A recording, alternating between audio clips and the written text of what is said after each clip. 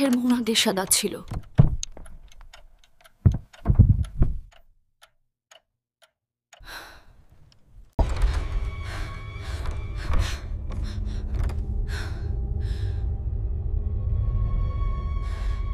ছুঁয়ে দিয়েছিল।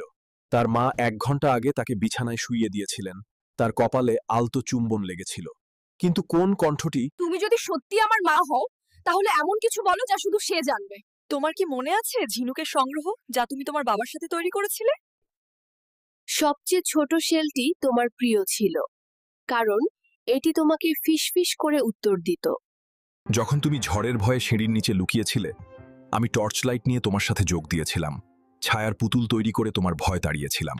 তার শোবার ঘরের জানালাটা খড়খড় করে উঠল, আর ফাটল দিয়ে একটা ঠান্ডা বাতাস ঢুকে নাইট লাইটটা নিভিয়ে দিল।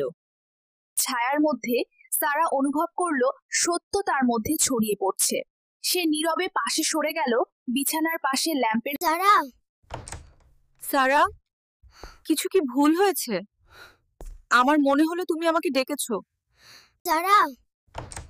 সারা, কিছু কি ভুল হয়েছে? আমার মনে হলো তুমি আমাকে ডেকেছো।